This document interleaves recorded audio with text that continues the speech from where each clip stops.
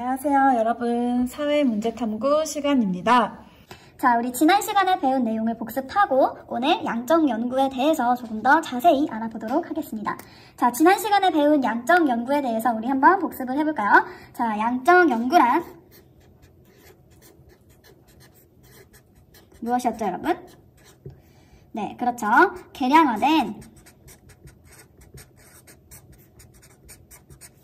자료 수집과 이 자료를 통계적으로 분석함으로써 통계 분석을 통해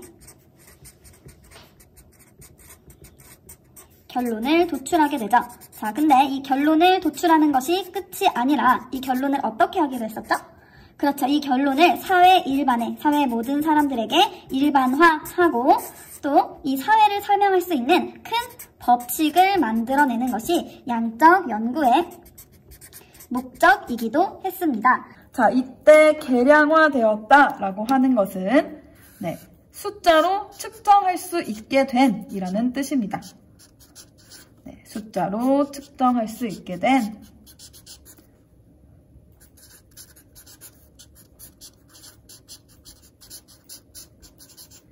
자료를 수집하는 것, 그리고 그것을 통해서 결론을 도출하고 이 결론을 사회 일반에 일반화하고 큰 법칙을 발견하는 것이 양적 연구의 목적이었죠.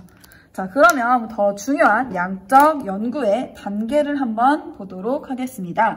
자, 양적 연구의 절차, 단계를 한번 볼까요? 첫 번째, 무엇을 선정해야 되죠? 무엇을 설정해야 되죠? 그렇죠. 여러분이 했던 연구 주제를 설정하게 됩니다. 이 과정에서 자신의 흥미와 관심사를 돌아보는 것이 중요하다. 그리고 평소에 다양한 흥미와 관심사를 갖는 것도 중요하다라는 얘기 했었죠.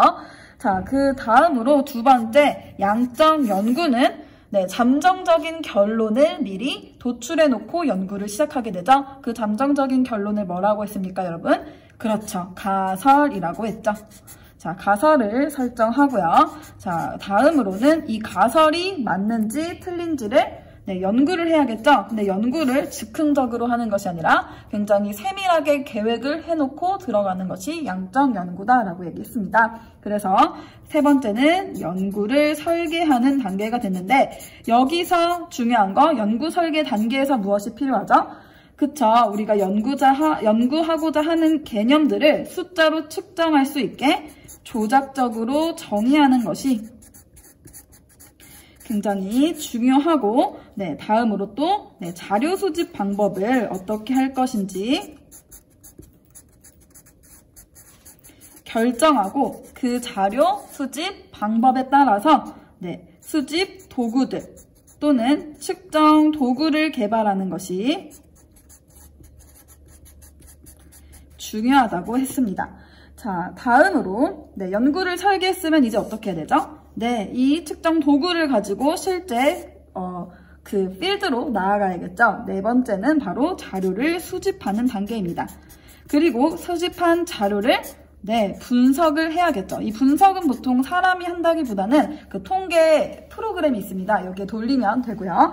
자, 다음에 다섯 번째, 내가 분석한 자료를 바탕으로 가설이 맞았는지 틀렸는지 가설을 검증하는 단계입니다. 그래서 가설이 기각되거나 채택될 수 있다. 가설이 채택된다면 어떻게 할 수 있는 거죠?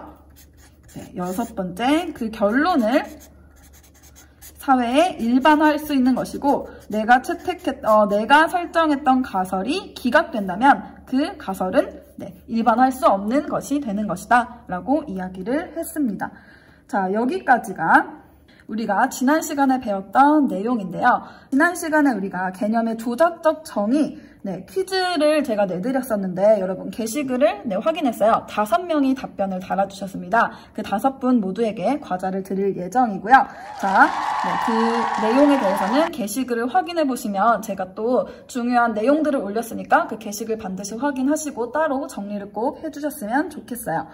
자, 다음으로 제가 또 한 가지 문제를 준비했는데 자, 우리 개념의 조작적 정의 한 번 더 공부해보고 양적 연구의 자료 수집 방법인 질문지법으로 넘어가겠습니다. 공지사항에 올려놓은 수업 자료입니다. 뽑아서 함께 보도록 하겠습니다. 문제는 일, 가정, 양립, 중시, 정도라는 개념을 조작적으로 정의한 부분을 찾아보는 것인데요. 네, 수능 기출 선지고요. 어렵지 않죠? 자, 보겠습니다. 답은 여성이 남성보다 일, 가정, 양립, 중시 정도가 높을 것이라는 가설을 검증하기 위해 자, 직장인 1200명을 대상으로 이때의 직장인 1200명은 무엇이 되는 걸까요? 네, 그렇죠. 여러분, 이것이 바로 표본 집단이 되는 거겠죠. 자, 이 사람들을 대상으로 응답자의 사회인구학적 특성과 함께 직장 회식 참여 중시 정도, 가족 행사 참여 중시 정도 등 일, 가정, 양립, 중시 정도에 대한 설문조사를 실시하였습니다. 네, 답이 나왔죠? 자, 일, 가정의 양립, 중시 정도라는 개념을 조작적으로 정의해서 측정할 수 있게 구체적으로 표현한 부분, 직장 회식 참여 중시 정도, 가족 행사 참여 중시 정도가 되겠습니다.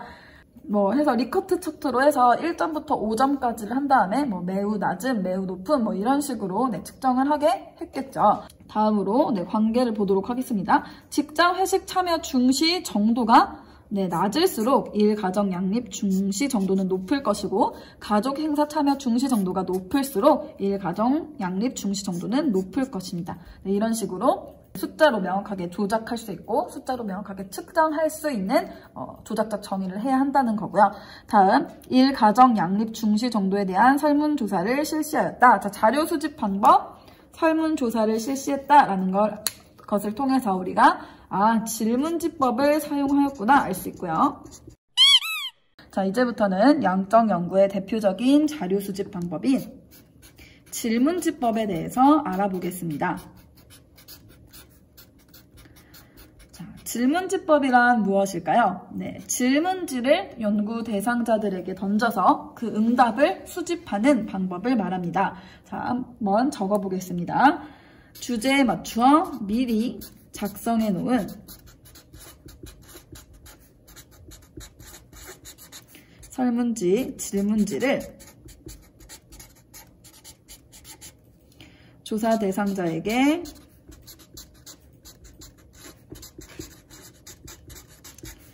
제시하여 자료를 수집하는 방법을 뜻합니다. 자, 이런 질문지법의 특징은 무엇일까요? 자, 첫 번째, 자, 이때 자료를 수집한다고 할 때 이 자료가 어떤 자료죠? 네, 그렇죠. 양적 자료를 수집하는 대표적인 방법입니다.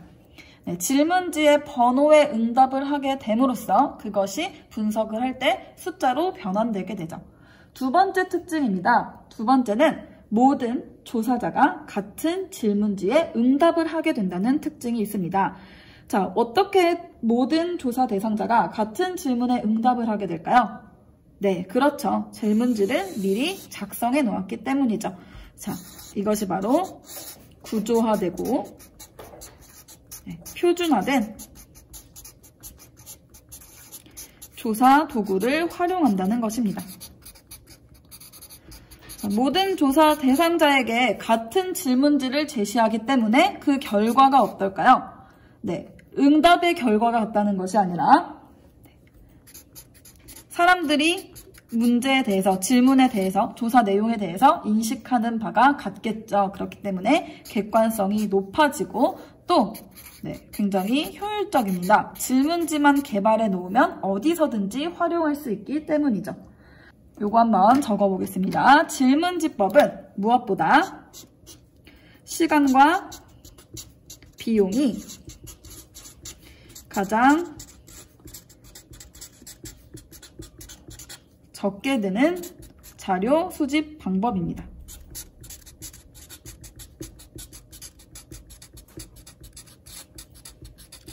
그렇지만 이렇게 미리 질문지를 구조화해놓고 표준화해놓았기 때문에 생기는 문제점은 무엇일까요? 그렇죠. 모든 사람에게 같은 내용을 반복할 수밖에 없고, 그 조사 대상자들이 이 질문지를 봤을 때 즉흥적으로 떠오르는 것들, 이런 것들이 질문지에 정해져 있지 않다면, 문제로 만들어져 있지 않다면 이런 내용을 조사할 수가 없겠죠. 자, 그래서 심층적이고 그리고 또 그 연구 대상자, 조사 대상자들의 생활에 맥락이 담겨있는 맥락적인 자료를 수집하는 것이 어렵겠죠. 이것은 모든 양적 연구의 문제점이기도 합니다.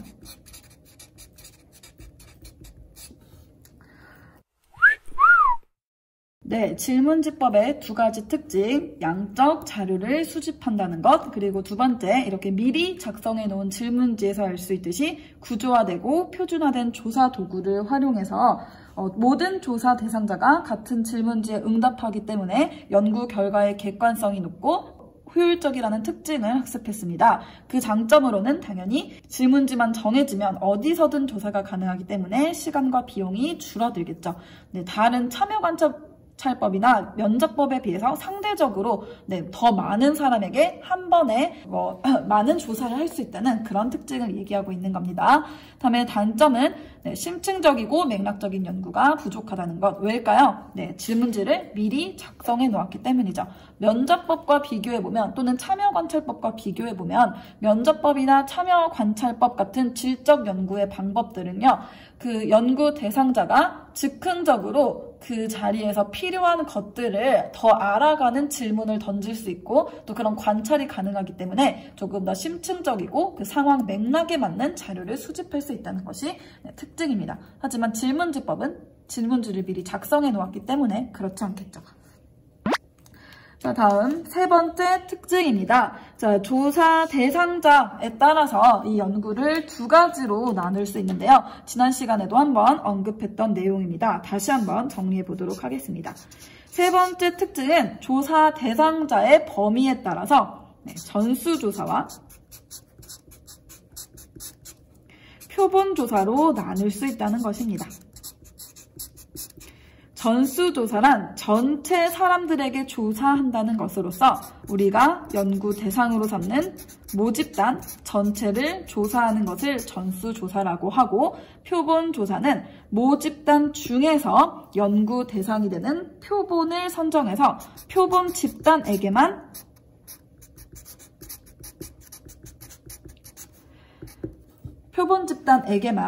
연구를 하는 것을 표본조사라고 합니다. 자, 전수조사보다 표본조사가 훨씬 효율적이겠죠. 그래서 이 표본조사의 방법을 많이 활용하게 되고요. 그렇지만 이 표본조사를 할 때는 표본 집단이 모집단을 잘 대표해야겠죠. 자, 이렇게 표본의 대표성을 확보하는 것이 매우 중요해지게 됩니다. 자, 그래서 표본의 대표성을 확보하는 표집 방법으로는 완전한 무작위로 표본을 추출하는 방법 알아두기로 했었죠. 자, 여기까지 정리하도록 하겠습니다. 자, 또한 여러분이 자주 헷갈리는 것이 있는데요. 요거까지 정리하고 넘어가도록 하겠습니다. 자, 네 번째 질문지법의 특징은요. 반드시 종이를 나누어 주지 않아도 적겠습니다. 반드시 종이를 나누어 주지 않아도 미리 만들어진, 그러니까 표준화되고 구조화된 질문을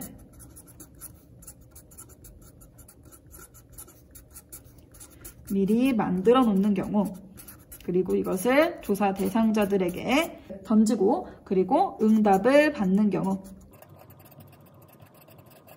이것이 모두 질문지법에 해당할 수 있다는 것입니다. 질문지에서 여기 종이 지자가 나오기 때문에 간혹 친구들이 ARS 설문조사 같은 ALS 전화로 받는 거죠. ALS 전화 설문조사를 면접법으로 착각을 하기도 하는데요. ALS 설문조사는 미리 음성 녹음이 되어 있죠. 미리 정해진 질문을 던지고 있습니다. 그렇기 때문에 전화로 하던 또는 인터넷으로 우리 네이버 폼 이런 것들 있죠. 구글 폼 이런 것들로 던지는 질문지법 이런 것도 종이가 없어도 충분히 질문지법이라는 거 이런 것들도 다 질문지법에 해당한다는 거 꼭 알아두시고요. 여기까지가 4가지 질문지법의 특징이었습니다.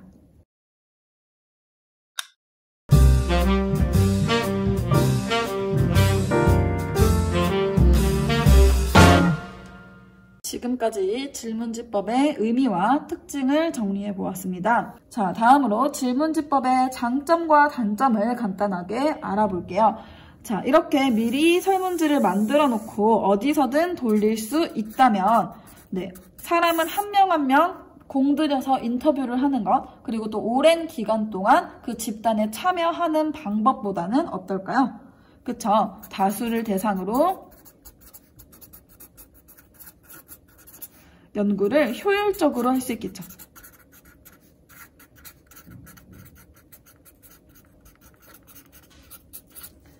네, 자, 그리고 뿐만 아니라 수량화된 데이터를 활용하기 때문에 객관성이 높아질 수 있고요. 한 명 한 명 다른 질문을 던져서 받은 자료를 분석하는 것보다 모두에게 같은 질문을 던지고 그 응답을 분석하는 것이 훨씬 객관적이라는 뜻입니다. 자, 그 다음으로 또 질문지법은 질문지를 우편으로도 보낼 수 있고 인터넷으로도 보낼 수 있고 얼굴을 마주하지 않고 전화로도 할 수 있죠. 그렇기 때문에 요즘 특히 더 중요하게 생각하는 익명성, 개인 사생활을 보호하는데 좋은 조사 방법이라는 뜻입니다. 그런데 우리가 직접 현장으로 들어가는 현지조사 또는 참여관찰법 같은 경우에는 어떨까요? 네, 사람의 얼굴을 마주하고 또 면접법도 마찬가지죠. 서로 얼굴을 마주하고 깊이 있게 알아가야 하기 때문에 개인의 사생활을 보호하거나 익명성을 이렇게 보호하기가 쉽지 않다는 것입니다. 하지만 질문지법도 단점이 있는데요. 이 장점과 단점을 잘 알아야 자신에게 적절한 자료 수집 방법을 선택할 수가 있겠죠. 자, 단점은 질문지법은 문자를 활용한다는 것입니다. 그렇기 때문에 특히 종이로 된 질문지법 같은 경우에는 글을 잘 모르는 문맹자에게 활용이 곤란하게 되고요. 그래서 문맹자를 대상으로 한 연구 또는 어린 친구들을 글자를 아직 모르는 어린 아이들을 대상으로 하는 연구 같은 경우에는 질문지법을 활용할 수가 없겠죠. 자, 다음에 장점이기도 했던 익명성이 연구 결과에 악영향을 미치기도 합니다. 바로 이 익명성을 바탕으로 연구지를 받고도 다시 돌려보내지 않아서 연구지의 회수율 또는 질문지의 회수율이 낮거나 또는 익명에 기반해서 악의적인 응답 또는 무성의한 응답을 할 수 있게 되죠. 자, 그렇기 때문에 이런 회수율이 낮거나 악의적이고 무성의한 응답이 많을 경우에는 연구 결과가 왜곡되게 됩니다. 진정한 사회의 모습을 측정할 수가 없다는 뜻이죠. 자, 뿐만 아니라 이 표본 집단의 대표성이 떨어지는 경우에도 연구 결과가 마찬가지로 왜곡될 수가 있습니다. 이것이 질문지법의 단점입니다. 뿐만 아니라 우리가 앞에서 얘기했던 것처럼 심층적이고 맥락적인 연구 또는 심층적이고 맥락적인 자료 수집이 어렵다는 것도 질문지법의 한계가 되겠죠. 자, 우리가 질문지법을 적용해서 질문지를 작성해 보도록 할 텐데요. 그럼 그 전에 여러분이 알아야 할 질문지 작성 시의 유의사항들을 조금 정리해 보도록 하겠습니다. 자, 첫 번째, 우리가 원하는 응답을 정확하게 얻어내기 위해서는 질문의 용어나 표현이 명확해야 합니다. 그래서 헷갈려서 다른 내용을 선택하지 않도록 해야 우리가 연구하고자 하는 바를 정확히 측정할 수가 있겠죠. 첫 번째, 용어나 표현을 명확히 하는 것이 중요합니다. 자, 두 번째는요. 한 질문에 두 가지 내용을 묻지 않는 겁니다. 한 질문에 두 가지 내용을 물어버리면 응답을 하는 사람도 곤란하고 또 여러분이 그 자료를 받았을 때 이 양적인 자료를 정확하게 해석하는 게 어려워지겠죠. 그래서 한 가지 질문엔 한 가지 내용만 있도록 두 가지 내용을 한 번에 묻지 않는 것이 중요합니다. 다음에 세 번째입니다. 세 번째는 연구자의 의도를 드러내서 특정한 응답을 유도하지 않아야 합니다. 그래야지 현상을 객관적으로 특정할 수 있겠죠? 특정 답변을 유도해서는 안 됩니다. 다음에 네 번째입니다. 네 번째는 설문조사를 할 때 응답자의 자존심을 건드리는 질문을 하지 말 것. 이렇게 응답자의 자존심을 건드리는 기분 나쁜 질문을 하게 되는 경우에 정확한 대답을 하지 않을 수 있겠죠. 악의적으로 응답을 회피하거나 악의적으로 이상한 대답을 한다거나 아니면 그냥 찍어서 제출을 한다던가 이러면 또 우리가 현상을 제대로 연구할 수 없겠죠. 그리고 또한 이는 연구 윤리에 맞지 않는 것입니다. 그래서 응답자의 자존심을 건드리는 질문을 하지 마라. 이런 것이고요. 자, 다음에 다섯 번째. 자, 지금까지 이 내용들은 주로 질문에 해당하는 내용이라면 우리가 질문지에서는 선택지가 있죠. 1, 2, 3, 4, 5번 이런 것을 선택지라고 하는데 이 선택지 또는 응답 항목에서 지켜야 되는 두 가지 내용이 있습니다. 첫 번째, 선택 범주가 응답할 수 있는 것을 모두 포함하고 있어야 합니다. 모든 가능성을 포함할 것. 이것을 우리가 포괄성이라고 하고요. 자, 여섯 번째 내용 보겠습니다. 마찬가지로 선택 범주가 중복되지 않아야 합니다. 그래서 여러 개의 응답을 동시에 하지 않도록 상호 배타적인 성질을 가지고 있어야 합니다. 자, 그러면 이 부분이 조금 문제가 많이 될 수 있는데요. 자, 선택 범주가 포괄성을 갖도록 하기 위해 우리가 모든 가능성을 연구자가 다 포함할 수는 없죠. 의외의 응답이 잘 나올 수 있습니다. 왜? 사회 현상의 특성이 그렇기 때문에. 그래서 선택 범주의 포괄성을 획득하기 위해서는 우리가 기타라는 항목을 만들어두고 여기에 응답자가 그 외의 내용을 쓸 수 있도록 하면 포괄성을 획득할 수 있고요. 다음에 상호 배타성의 경우에는 최대한 중복되지 않도록 선택지를 만드는 것이 중요하고 만약에 숫자로 표현할 수 있는 숫자의 범주로 표현하는 것이 아니라 이유를 묻는 질문 같은 경우에는 여러 가지 응답이 중복될 수 있겠죠. 이런 경우에는 복수 응답을 할 수 있도록 여러 개를 체크할 수 있도록 열어놓는 것이 중요합니다. 자, 그래서 이 두 가지를 꼭 알아두시면 좋겠습니다. 제가 지난 시간에 여러분에게 양적 연구 수업을 마치고 한 가지 부탁을 드렸죠. 그래서 따로 퀴즈 칸을 만들었습니다. 그리고 여러분이 한번 이화여고 학생들의 생활 습관을 측정하는 질문지를 만들어보자 라고 했는데요. 그 의도는 바로 오늘 수업에 활용하기 위해서였습니다. 저는 대부분의 학생들이 이렇게 좀 부족한 질문을 만들 거라고 생각을 했는데 생각보다 다들 잘 만들어 주셔서 이런 제가 가르쳐드리고 싶은 내용에 포함되는 질문들을 찾는 게 어려웠어요. 그래서 이것도 굉장히 잘 만들었지만 제가 부득이하게 이런 수업 자료로 활용한다는 거 알아주시고 자기 본인이 만든 질문 정확히 아시고 있잖아요. 그러니까 오프라인 계약하고 나면 저를 찾아오시면 이름을 알려주시면 제가 확인을 해보고 상품을 드리도록 하겠습니다. 자, 오늘 당첨자가 이렇게 많이 있고요. 자, 우리 한번 같이 보도록 하겠습니다. 자, 첫 번째 질문지 작성 시 유의사항 우리 선택 범주의 포괄성을 갖춰야 한다라는 거죠. 선택 범주가 모든 가능성을 포함해야 한다는 것이었습니다. 자, 3학년 윤땡땡 학생의 이 설문은 어떤 부분이 잘못됐을까요, 여러분? 한번 생각해 볼까요? 일단 첫 번째로 일주일 동안 밀가루 음식의 섭취 비율은 어떻게 되나요? 라는 물음을 해줬는데 일단 일주일 동안이라고 해서 표현의 명확성 정확히 잡으셨어요. 너무 잘했어요. 자, 그런데 밀가루 음식의 섭취 비율을 물었는데 답변에서는 급식에서 나온 것만 먹는다. 급식에서 나온 것 플러스 1번, 3번, 5번, 7번 이런 식으로 해서 비율을 물었는데 사실 이 응답 내용은 비율이라고 보기는 좀 힘들죠. 이런 부분이 좀 부족한 것 같고요. 그 다음에 급식에서 나온 것만 먹는다. 그것도 좋아요. 자, 근데 급식에서 나온 것조차 안 먹는 사람은 어떡하죠? 아예 밀가루 안 먹는 사람. 네, 세상에 없겠죠. 하지만 그래도 혹시 모르니까 아예 밀가루를 안 먹는 사람, 지금 이 선택 범주가 포괄하지 못하고 있죠. 자, 그리고 급식에서 나온 것 플러스 2번 먹는 사람은 어떻게 하죠? 네, 4번 먹는 사람은 어떻게 할까요? 네, 그리고 6번 네, 먹는 사람, 그 이상, 네, 좋습니다. 그 이상을 통해서 포괄성을 획득할 수 있었지만, 네, 요런 범주를 포함하지 못하죠. 그래서, 네, 이걸 어떻게 고치면 좋을까요? 네.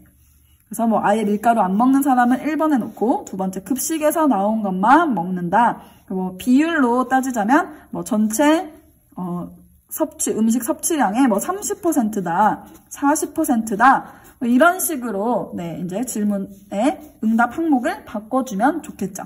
네, 그 외에 이런 부분을 개선하면 너무 발전할 수 있을 것 같고요. 네, 윤땡땡 학생 너무 잘했어요. 제가 하트를 드리도록 하겠습니다. 잘했어요. 자, 다음으로 2번째 친구를 만나보도록 하겠습니다. 네, 2번째 학생의 경우에는 네, 역시 포괄성에 대한 내용이 좀 부족했는데요. 자, 일단 질문을 너무 잘 만들었어요. 네, 최땡땡 학생. 일주일 동안 사회문제 탐구 수업을 복습하는 날은 며칠입니까? 네, 이거 절대 응답자의 자존심을 건드리지 않죠. 네, 저 선생님의 네, 이런 사랑을 듬뿍 받을 수 있는 질문을 만들어 주셨어요. 자, 3원탄 수업이 일주일에 3일 들어있다면 수업을 들은 날을 제외한 4일을 기준으로 물었습니다. 자, 그런데 네, 하지 않는다. 이거 나쁜 친구들. 하루, 이틀, 3일 이렇게 있죠. 그리고 5번째, 4일을 기준으로 했으니까 정말 의외지만 4일을 모두 복습하는 친구들도 있을 수 있잖아요. 그쵸? 그러니까 이 4일도 포함해 주셨다면 선택 범주의 포괄성을 갖출 수 있게 되겠죠. 네. 자, 여기에 체크하시면 안 됩니다. 다 여기에 체크하셔야 되고요. 자, 이것 외에는 너무 잘했어요. 질문의 내용을 너무 잘 골랐습니다. 네, 최땡땡 학생 사랑하고요. 자, 다음에 네, 보겠습니다. 상호 베타성 문제에 대한 좀 이제 조언을 드리고 싶은 친구가 있었어요. 네, 일단 문땡땡 학생이고요. 학번을 꼭 써주셔야 돼요. 여러분 앞으로 날짜가 적혀 있네요. 자, 하루의 평균 물 섭취량은 얼마나 됩니까? 네, 좋아요. 이화여고 학생들의 물 섭취량 궁금할 수 있죠. 그리고 하루에 라는 표현을 넣어서 정확하게 응답자가 네, 이해할 수 있도록 표현의 명확성 너무 좋았습니다. 자, 그런데 네, 그리고 포괄성도 너무 좋았어요. 거의 마시지 않는다. 아예 마시지 않는 사람은 없을 것 같아요. 왜? 그럼 죽습니다. 자, 거의 마시지 않는다. 그리고 2리터 이상이다. 그러면 네, 0부터 무한대까지 모든 범주를 포괄하게 되겠죠. 자, 그런데 네, 일단 포괄성 너무 잘했어요. 네, 선택 범주가 포괄성을 너무 잘 갖추고 있고요. 네, 응답자 자존심 건드리지도 않고 그 외에 뭐 표현이나 용어도 너무 명확하고 두 가지 내용 한 번에 묻지도 않고 특정 답변을 유도하는 질문도 아니었습니다. 그런데 문제는 0.5리터를 마시는 사람, 하루에 딱 0.5리터를 마시는 사람은 어떻게 해야 되죠? 자, 여기 보시죠. 하루에 딱 1리터를 마시는 사람은 어떻게 해야 되나요? 자, 하루에 딱 1.5리터 마시는 사람도 있을 수 있어요. 정확하게 딱 측정해서 1.5리터 마시는 사람. 그 다음에 2리터. 하루에 진짜 딱 2리터 내가 페트병 사서 마신다는 친구도 있을 수 있어요. 충분히 모든 가능성을 포함하고 있어야 됩니다. 그래서 이렇게 하면 0.5리터인 친구 2개 답변을 해야겠죠. 이것도 마찬가지죠. 자, 이런 경우에는 우리가 미만, 이상이라는 표현을 해주면 좋겠죠. 자, 2번 같은 경우에는 어떻게 고치면 좋을까요? 네, 0에서 0리터, 0리터, 여기보다, 네, 0리터 초과, 그리고 0.5리터 미만. 네, 이런 식으로. 그 다음에 3번 항목은 0.5리터 이상. 그럼 0.5리터인 학생은 3번에 체크를 하면 되겠죠? 그리고 아래 1리터 미만. 그 다음에 4번은 1리터 이상, 1.5리터 미만이라고 체크를 이제 수정을 해주시면 1리터 딱 마시는 학생들은 4번에 뭐 이런 식으로 할 수 있겠죠. 나머지는 여러분이 바꿔보시고요. 자, 이렇게 응답 항목을 바꿔주시면 상호 베타성을 충족할 수가 있겠죠. 네, 그 선택 범주끼리 중복되지 않도록 하는 거. 이런 경우에는 복수 응답으로 해결하는 것보다 표현을 명확히 바꿔주는 게 더 연구 취지에 맞는 것 같습니다. 자, 그렇지만 한 가지 또 팁을 드릴게요. 여러분 나중에 만드셔야 되니까 숫자가 아니라 이유를 묻는 질문들 있죠. 네, 이유나 어떤 숫자가 아닌 문장으로 답변하는 질문들 있죠. 예를 들어볼까요? 네, 자, 임지혜 선생님을 좋아하는 이유는 무엇인가요? 라고 했을 때 첫 번째, 귀여워서. 네, 두 번째, 웃겨서. 세 번째, 안쓰러워서. 네 번째, 이건 저를 왜 좋아하시나요? 네, 편집이 웃겨서, 편집을 잘해서. 네, 다섯 번째, 이런 걸 선택할 친구도 없지만, 수업을 잘해서. 여섯 번째, 착해서. 다의 저의 매력이죠. 자, 이런 것들. 있고, 물론 이런 친구들 있어요. 좋아하지 않는다. 네, 우리 선택 범주의 포괄성을 위해서 좋아하지 않는 친구들도 배려를 해줘야겠죠. 자, 이런 경우에는 귀여워서만 좋아하는 게 아니라 귀엽기도 한데 웃기기도 하고 편집도 잘하고 수업도 잘하고 착해서 다 좋아요 라고 하는 친구들 있잖아요. 이런 경우에 어떻게 한다고요? 네, 이런 경우에는 이 응답 항목을 바꾸기보다 복수 응답으로 해결할 수 있습니다. 복수 응답으로 해결을 해주시면 되겠습니다. 너무 지저분하네요. 네, 자, 여기까지 하고 넘어가도록 하겠습니다. 자, 다음 조땡땡 학생의 질문 보겠습니다. 자, 어떤 부분이 문제였을까요? 자, 페이스북, 게임, 유튜브 등등을 이용하면서 광고가 뜨면 광고의 내용을 다운로드 해보았나요? 했다면 어느 정도 해봤나요? 아마 이거 게임 광고, 저도 이런 거 엄청 많이 하기 때문에 게임 광고 많이 뜨는 것 같아요. 이런 거 보면 막 엄청 해보고 싶잖아요. 그쵸? 막 집 고치고 막 이런 것들이죠. 자, 이런 게임, 이런 것들을 내용을 다운로드 해보았나요? 했다면 어느 정도 해봤나요? 자, 근데 요게 왜 불명확한 질문으로 제가 지적을 했냐면 이게 기준이 없습니다. 네, 어떤 기준이냐? 시간의 기준이 없습니다. 이게 하루에 얼마나 다운로드 했냐고 물어보는 건지 아니면 일주일에 몇 개를 다운로드 했냐고 물어보는 건지 아니면 한 달에 1년에 이런 정확한 기준이 없죠. 그래서 이게 하루 기준인지 아니면 그동안인지 이런 걸 알 수가 없죠. 그렇기 때문에 이런 시간을 표현하는 시간의 기준을 명확하게 넣어주시면 더 명확한 질문이 될 수 있을 것 같아요. 네, 자, 어떤 뜻인지 아시겠죠? 자, 그래서 가장 좋은 건 이런 것 같아요. 최근 한 달 동안 이런 것들 이렇게 고쳐주시면 훨씬 더 명확한 질문이 되겠죠. 충분히 잘했는데 더 나은 질문을 만들 수 있도록 제가 조땡땡 학생 피드백을 드렸습니다. 참 잘했어요. 자, 다음으로 요거는 여러분이 너무 객관적인 친구들 같아요. 유도 질문 절대 안 하시더라고요. 자, 그래서 이거는 제가 교재에서 찾아왔습니다. 자, 유도 질문, 그러니까 응답자의 특정한 답변을 유도하는 것이 유도 질문이거든요. 이런 것을 하지 말라라고 되어 있죠. 보겠습니다. 과도한 사교육이 학생들의 학업 스트레스를 유발하고 있습니다. 딱 이것만 봐도 사교육 좋아요, 나빠요? 나쁘죠. 가치 판단이 포함되어 있죠. 자, 그리고 나서 물어요. 22시 이후 학원 수업 금지에 대한 귀하 의견? 아니, 나쁘다잖아요. 학생들의 스트레스를 유발하는데 악마도 아니고 반대한다고 할까요? 네, 당연히 찬성한다라는 응답을 선택하게 될 확률이 높아지죠. 그쵸? 자, 그렇기 때문에 이 질문 같은 경우에는 요 가치 판단이 들어간 문장을 제거하시고 이렇게 객관적인 것만 묻는 질문만 남겨주시면 훨씬 더 좋은 질문이 되는 거겠죠. 자, 이런 식으로 연구자가 자기의 가설을 채택하기 위해서 억지로 사람들에게 특정 답변을 유도하는 거 절대 해서는 안 됩니다. 네, 객관적인 연구 태도 우리 당연히 지켜야겠죠. 자, 다음입니다.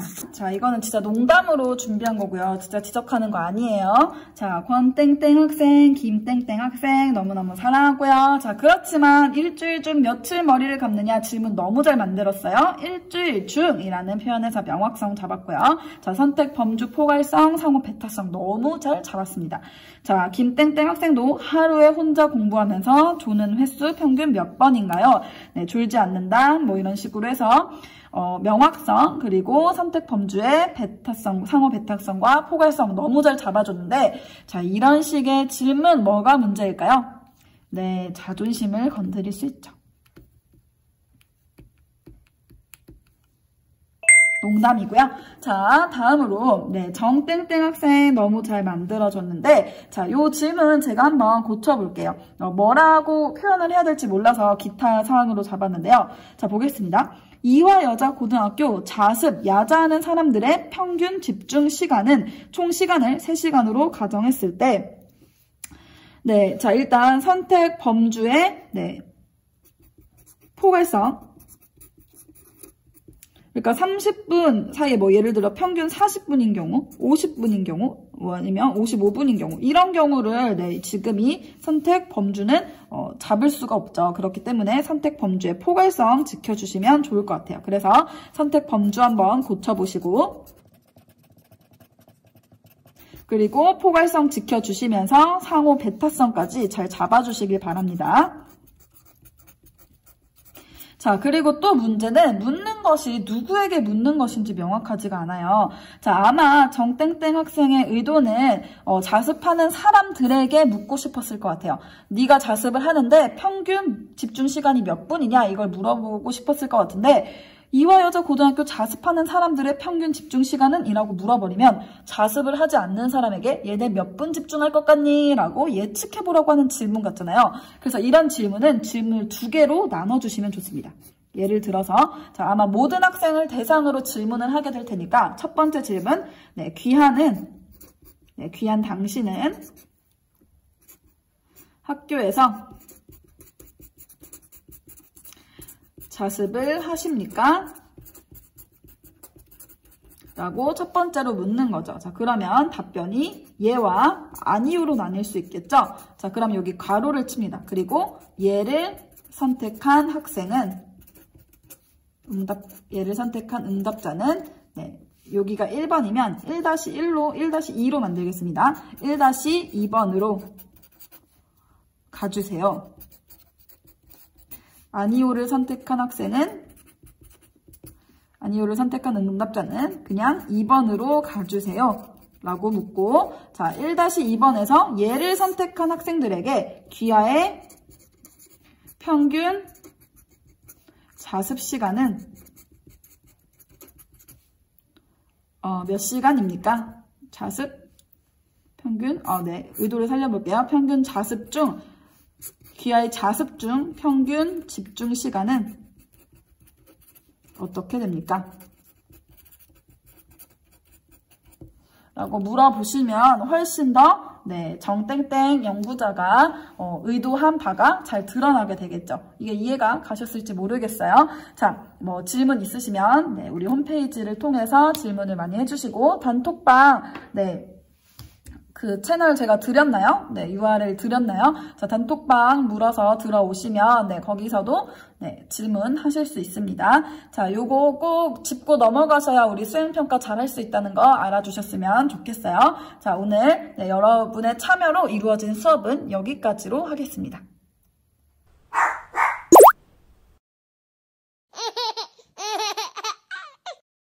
자, 우리 마지막으로 배워볼 내용은 바로 실험법입니다. 실험법 역시 대표적인 양적 연구의 자료 수집 방법이죠.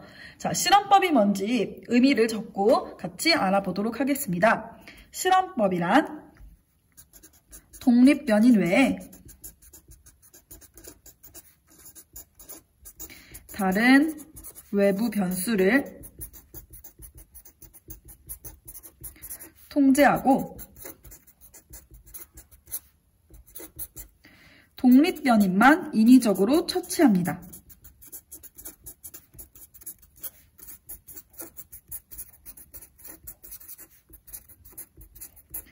그리고 이로 인해 나타나는 종속 변인의 변화를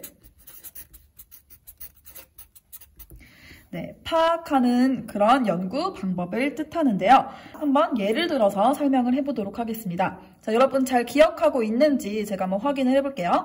자, 양적 연구는 어떤 자료 수집 방법을 이용하던 간에 연구 주제를 설정한 다음에 무엇을 설정하는 것이죠? 네, 그렇죠. 가설을 설정해야 되죠. 자, 이 가설을 입증하는 방식으로 연구가 이루어지게 됩니다. 자, 그러면 우리 가설을 하나 만들어 보도록 할게요. 자, 우리가 지금 늘 면대면으로 상호작용을 하다가 지금 온라인 수업으로 일방향적인 수업을 하게 되었죠. 자, 그럼 이런 수업 방식의 변화가 여러분의 학업 성취도에 어떤 영향을 주는지 저는 너무 궁금해요. 그래서 가설을 세웠습니다. 제가 이렇게 수업을 열심히 만들고 있는데 당연히 학생들이 열심히 공부를 해서 온라인 수업으로 인해서 학업 성취도가 향상될 것이라고 저는 가설을 세웠습니다. 자, 그럼 이 가설을 한번 적어볼게요.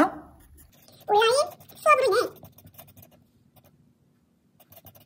학생들의 학업 성취도가 향상될 것이다.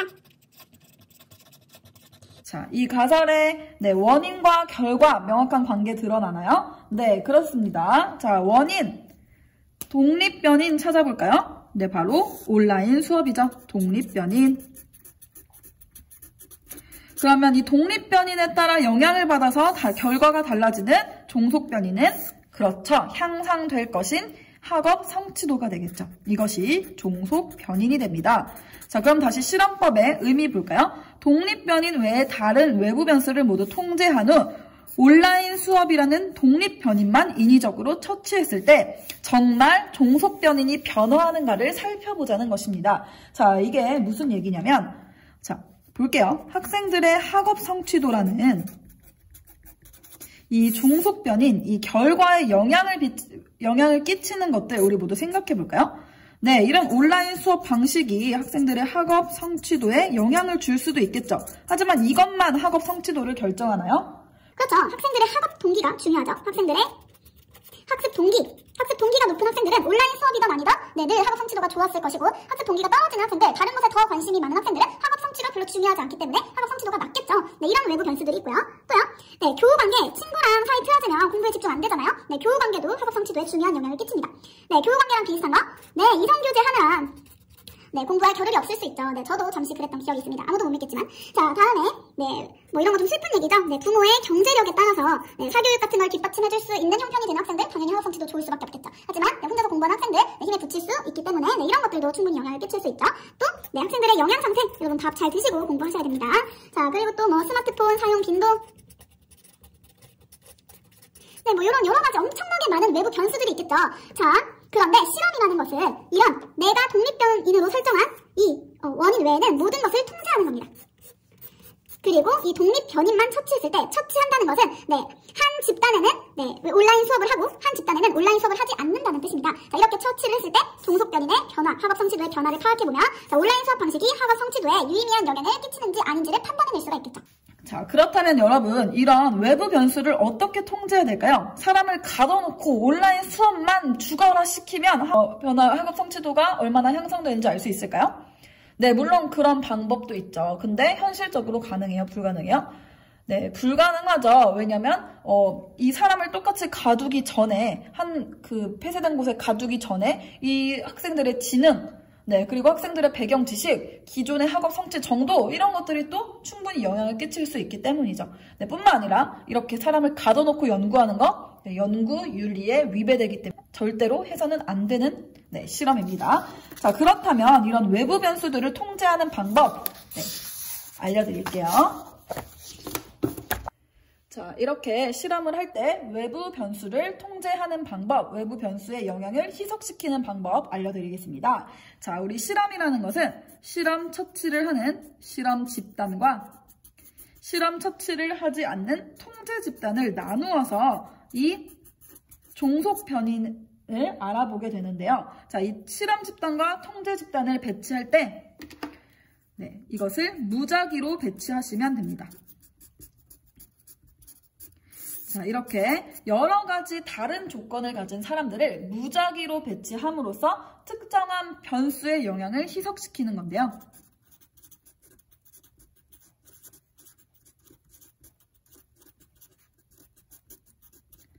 자, 랜덤으로 사람들이 실험 집단과 통제 집단에 각각 배치되었기 때문에 어떤 특정한 외부 변수가 유의미한 영향을 줄 가능성이 매우 낮아지게 되겠죠. 자, 그리고 실험을 하는 방법. 실험 집단에는 독립변인을 처치합니다. 독립변인이 온라인 수업이었죠. 그래서 실험 집단은 온라인 수업을 적용하고,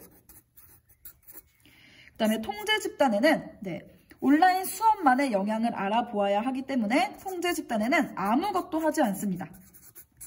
자, 그리고 이렇게 온라인 수업을 적용하는 방식, 이런 것들을 실험 처치라고 이야기합니다. 실험 처치는 종속 변인이 아니라 독립 변인의 영향, 독립 변수의 변화를 주는 것이죠. 자, 그 다음, 각 집단의 학업 성취도, 그러니까 종속 변인을 측정합니다.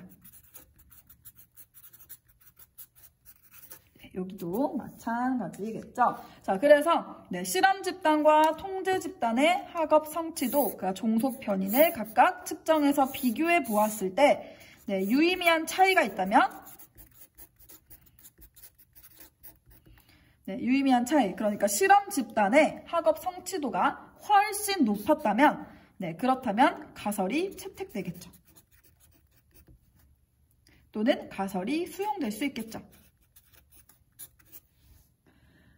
자, 이런 식의 연구 방법이, 이런 식의 자료 수집 방법이 바로 실험입니다. 자, 그러면 실험의 장점과 단점만 우리 간단하게 알아볼까요? 자, 실험의 장점 무엇일까요? 이런 식으로 외부 변수를 모두 통제하기 때문에 독립 변수의, 우리가 알고자 했던 독립 변수의 영향만을 정확하게 알아낼 수 있겠죠. 그래서 굉장히 정밀하고 정확한 측정이 가능합니다. 뿐만 아니라, 자, 실험실 내에서 같은 조건으로 반복해서 연구하는 것이 가능하죠. 그렇기 때문에 여러 번 반복해도 같은 결과가 나올 거라는 거 객관적이죠. 하지만 단점도 있습니다. 자, 이렇게 외부 변수를 모두 통제한 상태에서 만들어낸 결과를 실제 이렇게 많은 외부 변수, 정말 예상치도 못한 외부 변수가 상호작용하는 실제 사회에 적용하기는 힘들겠죠. 너무나 정밀하게 설계되었기 때문에 실제 사회에 적용하는 것은 힘듭니다. 자, 뿐만 아니라, 자, 우리 사람을 대상으로 하는 실험이기 때문에 여러 가지 연구 윤리도 지켜야 하고 또 모든 것을 통제할 수가 없죠. 그래서 애초에 자연과학의 실험보다는 엄격한 통제가 곤란합니다. 연구자가 개인의 사생활을 모두 통제할 수는 없기 때문이죠. 또한 잘못된 실험은 연구 윤리에 위반될 수 있습니다. 이런 것들 알아두시면 되겠습니다. 자, 여기까지 실험법이었고요. 자, 오늘 수업은 어떠셨는지 모르겠어요. 자, 수업을 마치려고 했는데 제가 준비한 게 또 있네요. 자, 우리 같이 한번 보도록 하겠습니다. 자, 우리 실험법 한번 적용해볼까요? 독립변인, 종속변인, 실험집단, 통제집단, 실험처치에 해당하는 내용을 찾아보겠습니다. 자, 여러분 한번 읽어보시고 같이 해볼게요. 자, 연구 주제, 교우관계 만족도 수준이 보통 이하인 학생들에게 놀이 프로그램 X가 미치는 영향을 알아보겠다. 연구 가설, 놀이 프로그램 X를 수료한 학생은 교우관계가 좋아질 것이다. 자, 바로 나와야 되죠? 독립변인 무엇입니까? 놀이 프로그램 X의 수료 여부가 되겠죠. 그럼 이에 따른 변화인 종속변인은 바로 교우관계의 개선 정도겠죠. 자, 이렇게 독립변인, 종속변인 찾았고요. 그 다음으로 실험집단, 연구 설계를 통해서 실험집단 보겠습니다.